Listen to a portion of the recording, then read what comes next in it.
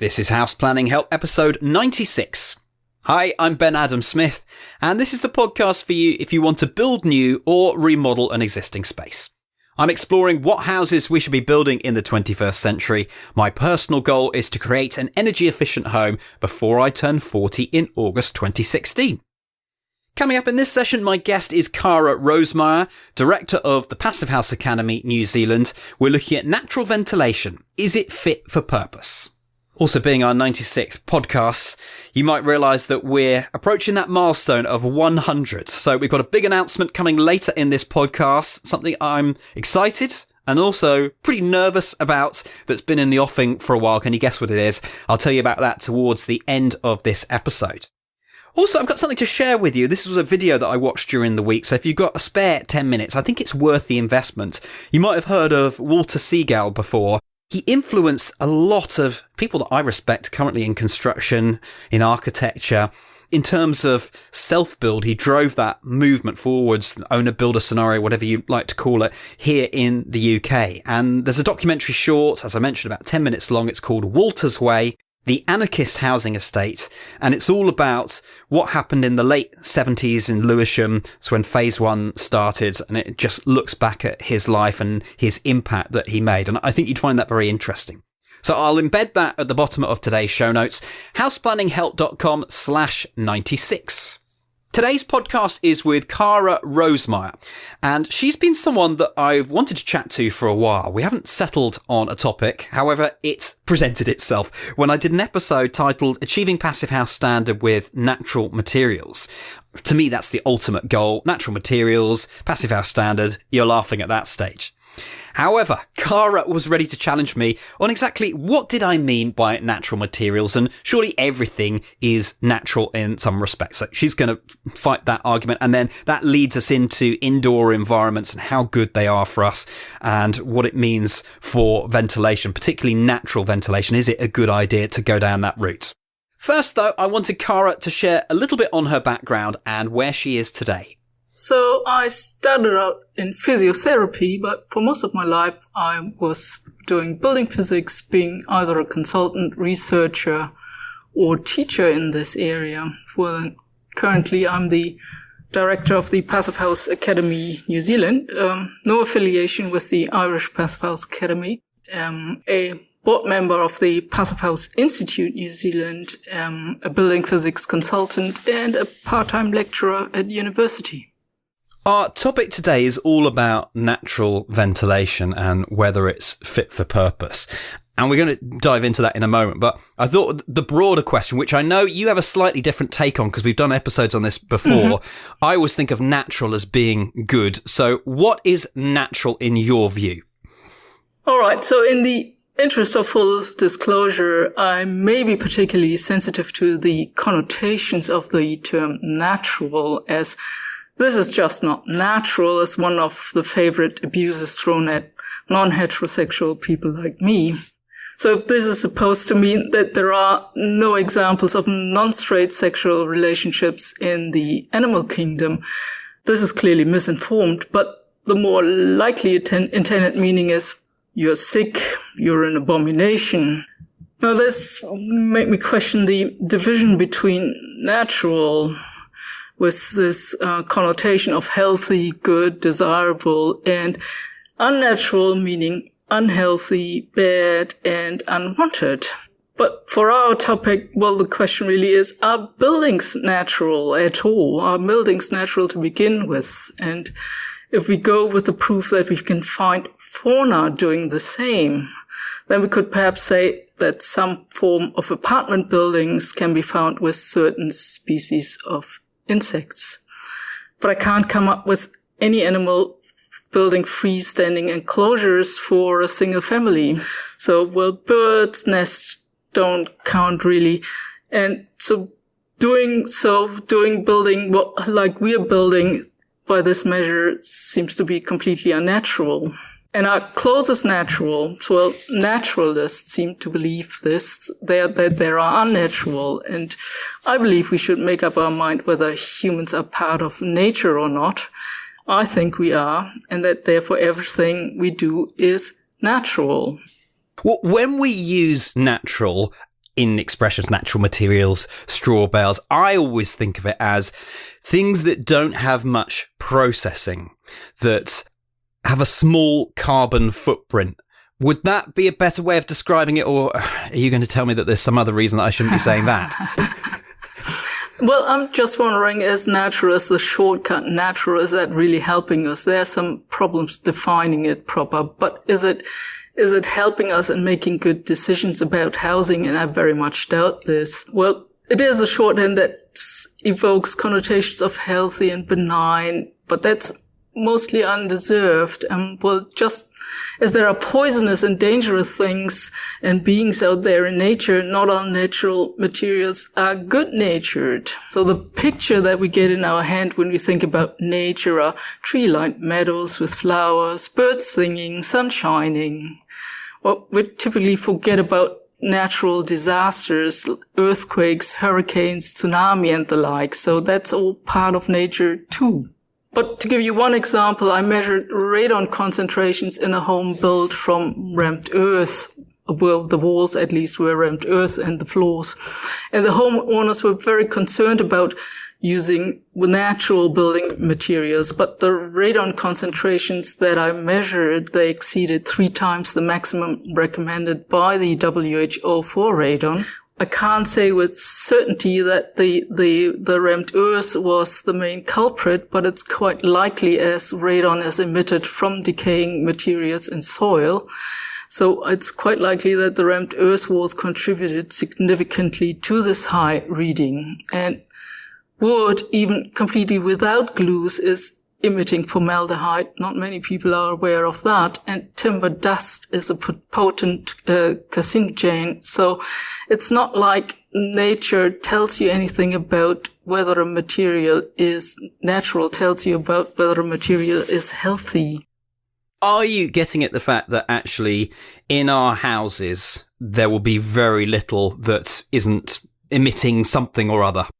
Well, yes, that too, but making the distinction between natural and unnatural materials doesn't help me knowing better what I'm getting, what I'm confronted with in my indoor environment. So we need materials and construction that do not cause or at least minimize harm to people and fellow creatures. And for this, we need to know about production processes and ingredients and performance indicators of these materials. And just, well, the label natural does not substitute all this. I bet I'm going to fall into the trap again sometime, Cara, so don't get upset with me. Let's move on to natural ventilation then. Can we still call it that, or do we have to call it... Oh, you tell me. What's it all about?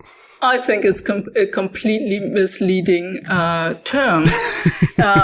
If your building envelope is so leaky that no human intervention is necessary for the provision of fresh air on a calm day, and we need, well, about 30 cubic meters per person every hour, you have a horribly drafty home on a windy day.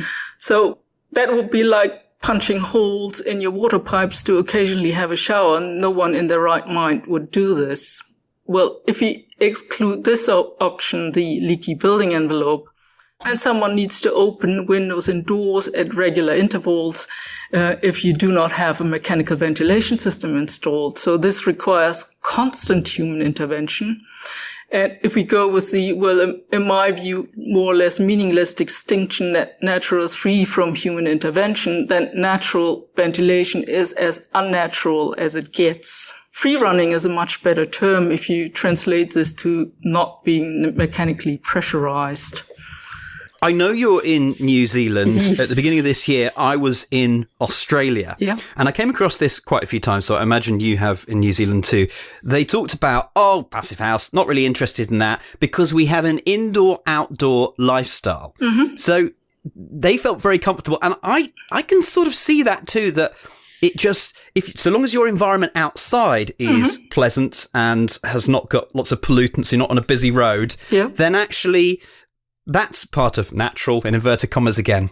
Yeah, the great New Zealand myth. Statistically, actually, New Zealanders spend more time indoors than Europeans do. So, but we'd like to think of ourselves as very outdoorsy. It's not really reflected in what we're actually doing. But indoor-outdoor flow is all very well if I have a tap and can control it. So, and if I can close windows, or I can close holes in my building enclosure at will, and not being exposed to whatever goes on the outside randomly on the inside. So yes, I'm all for indoor-outdoor flow if it's controllable. If the building envelope is the demarcation line that I can control. I'm not an advocate of natural ventilation, but I feel that I should be at least fighting that corner. There must be a reason. I've come across a few people who absolutely swear by natural ventilation and say that it's quite a developed process. I can't remember what all the terms are, but you're using the thermals, etc., to make this flow through the house. So how would you argue against that? So with a low-rise building in a temperate climate, stack effects are not a reliable driver for air exchange. So without mechanical help, so for stack effect, you either need a large temperature differential or you need a height differential. Without mechanical help, we're mostly left with wind as the only driver for air exchange. But, wind, of course, is also notoriously unsteady.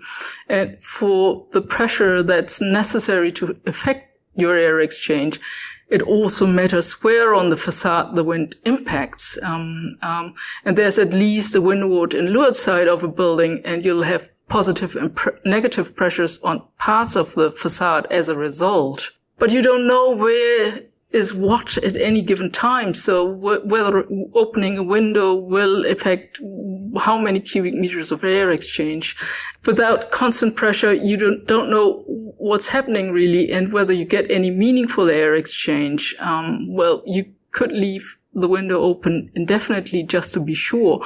But that, of course, wastes a lot of energy and isn't so comfortable either. And it does not even contribute to better indoor air quality, as once you've done one complete air exchange, you're exchanging fresh air with fresh air, so it's not really helping either.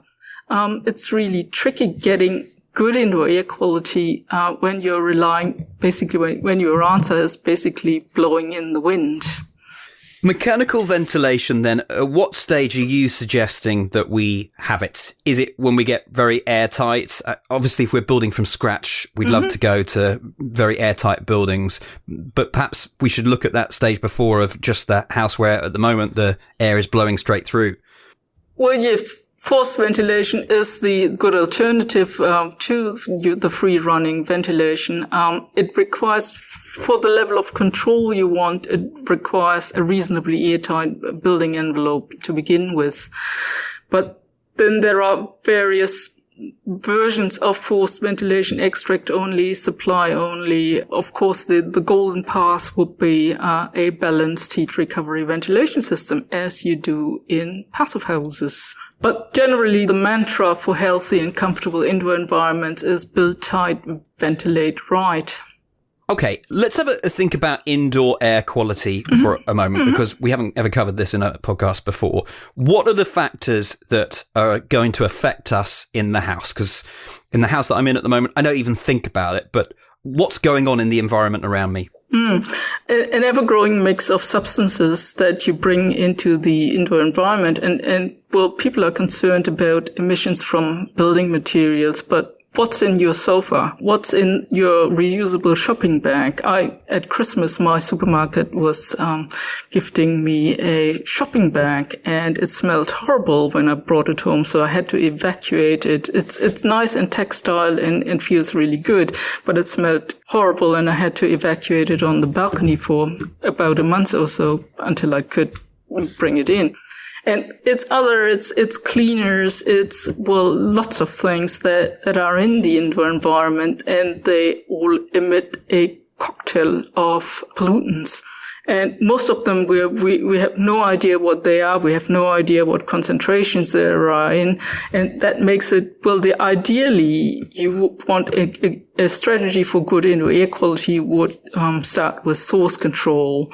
But that's in the regulatory context that we are, where, most things aren't declared or labeled properly, that has clear limitations. So source control is not a really good option to safeguard your indoor air quality. The other thing you could do is, extract your pollutants where they are emitted, like extract moisture in kitchens and bathrooms directly before they can spread through the house, or contain formaldehyde, for example, with coatings, something like this. But that also has some limitations. So what you're left with as the ultimate thing to control your indoor air quality is dilution. And that's what ventilation is basically. So when you bring in about 30 cubic meters of fresh air per person every hour, then you can be reasonably certain that your contaminants are diluted to a level where they are not harmful. When you talk about bringing fresh air in, what if the air outside isn't fresh? We touched on this a while back, but what happens then? Yes. So again, the idea of that fantastic natural ventilation, that in your head, you're sitting next to that meadow, flowers in the back, and all is very good and nice. Next to the motorway, natural ventilation is a bit more problematic. But then too, it really helps if you're able to filter the incoming air, as you can do this with a pressurized ventilation system. You can't do this when you're just open a window. So filtering out outdoor air pollutants out before you bring air in, that makes the air really fresh and makes the air healthy for you to consume, and helps with diluting pollutants rather than increasing pollutant concentrations. And it's particles on the outside. It could be ozone. It could be all kinds of things that are in higher concentration in outdoor air, actually. So filtering air before you bring it in is a really good idea. And I'm assuming that those filters don't get everything that we might want to take out of the air, or do they? That depends on how fine they are. So for passive houses, you typically use F7, which is a rather fine filter, and that filters out almost everything that could be harmful. It filters out, what makes all the difference for people suffering from allergies is it filters out pollen, for example. So it filters out most of the particles, and that makes a difference for the quality of the air you get into your indoor environment.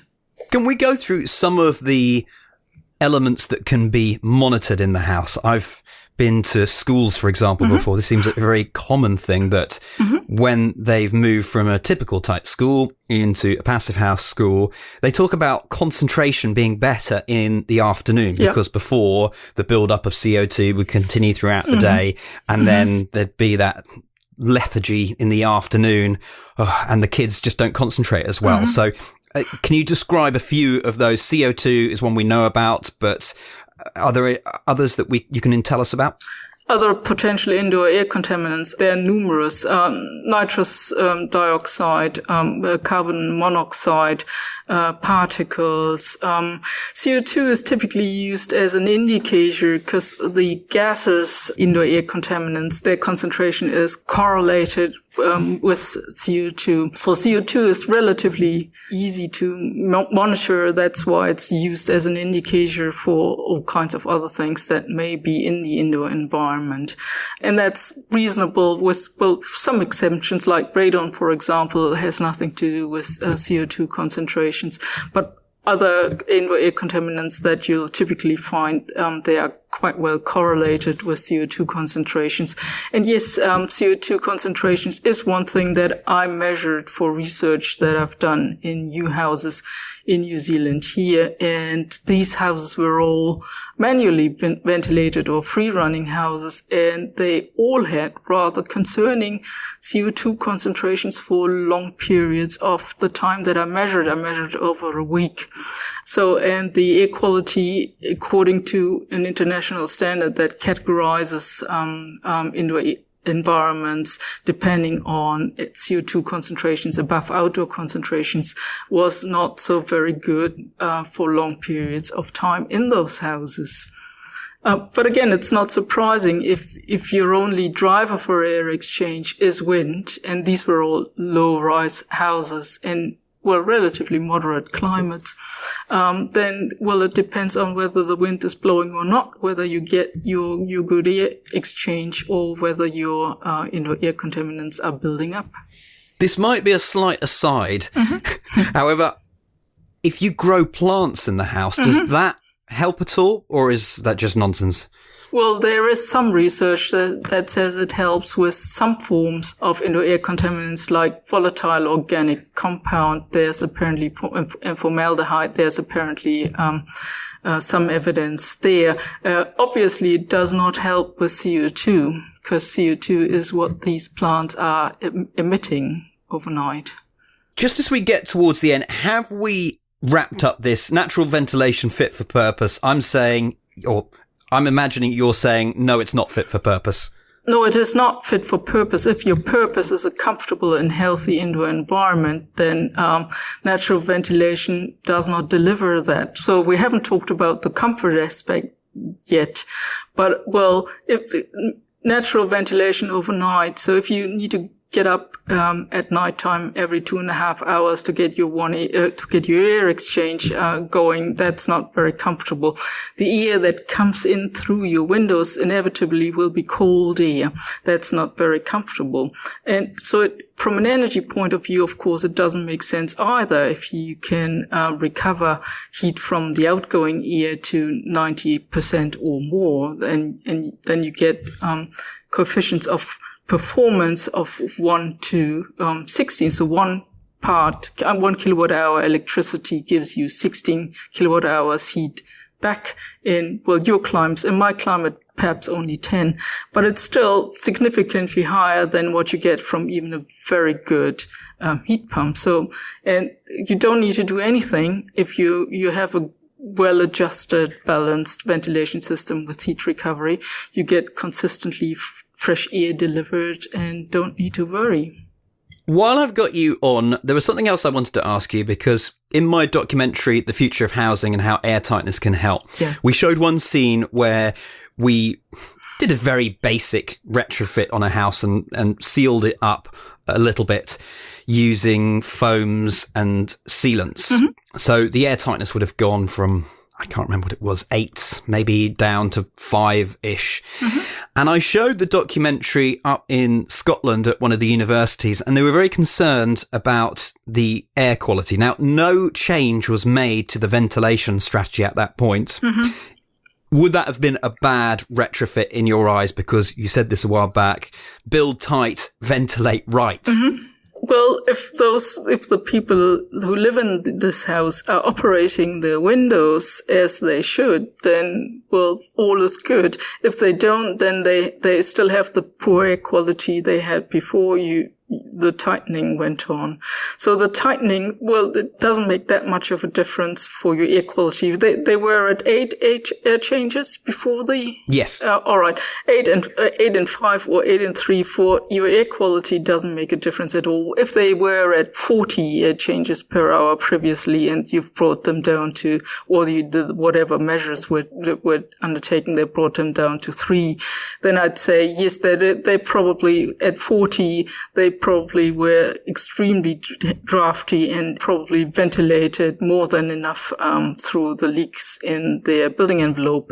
But of course, they would have paid the price for this in comfort and in money. But now, 8 or 3, I don't think for their indoor air quality, that doesn't make a difference. They do need to operate the windows to get good indoor air quality or install a mechanical ventilation system. Is there anything else that you want to chip in on this topic? We've gone through it quite quickly, but are there any gaping holes? I think we've covered the basics of it. I could go on for hours and hours, but I think well, probably what needed to be said was said. Okay. Cara, it's been absolutely fantastic to have a chat with you, and particularly since I tried to get you on the show before and you needed a bit of gentle persuasion. So thank you very much. It's been lovely talking with you, Maria. And we've published the show notes for this session at houseplanninghelp.com/96. They include the key points, the transcript, the links to Cara and the Passive House Academy New Zealand. And if you have a comment or question, you can leave that at the bottom of the show notes. houseplanninghelp.com/96. So the big announcement, if you've been with me for a while, this probably won't be a huge surprise. As we approach episode 100, I was racking my brains, what can I do that's special? How can I make this different? And then I thought, well, I've actually been working for quite some time on relaunching the House Planning Help website and opening up the hub, which is the premium membership area. And so I thought, come on, give yourself a deadline. Let's tie it in with episode 100. So here we go. We're doing it now. I'm slightly nervous. I'm sure this will develop over time. It's not going to be perfect to begin with. I put my hands up straight away. But let's explain a few things about it. There are two areas in the hub. There's an area with case studies. We've been filming at Longbarrow in Cirencester here in the UK. And the other side is the resource centre, where we're trying to help you. This is targeted at you if you're wanting to build an energy efficient home from scratch, a new build. It's UK focused as well. I think that's the only way we can start, because I was chatting to someone about the US situation and they were saying, well, actually, there are certain things which vary from state to state. So I think there's no shame here in just saying, let's focus on the UK. And if you are that person who is looking to build your own house, you want to get serious, I believe that this will save you time and money by leading you to the most important aspects. And it's going to develop. So hopefully over the course of the year, you will come to realize that the yearly membership fee it's nothing compared to the value that you are getting back. The other thing that I'm hoping to put in here is some of the content which I feel if I did it on the podcast, yes, it would be good for anyone who's in the UK, but it would actually cause people who are listening in other countries just to think, oh, I don't know, I want to listen to this podcast, because it won't be relevant to you. So aspects like planning permission, we're going to be doing a lot more about that in the hub. So that's the announcement. We've got the launch date set and it will tie in with episode 100, which is just over a month away. Pretty scary and exciting all at the same time. As we finish up next time, Peter Warm from Warm Low Energy Building Practice is my guest. As a Passive House certifier, he shares his top tips for achieving certification. That's next time. The House Planning Help podcast is produced by Regen Media. Content that matters.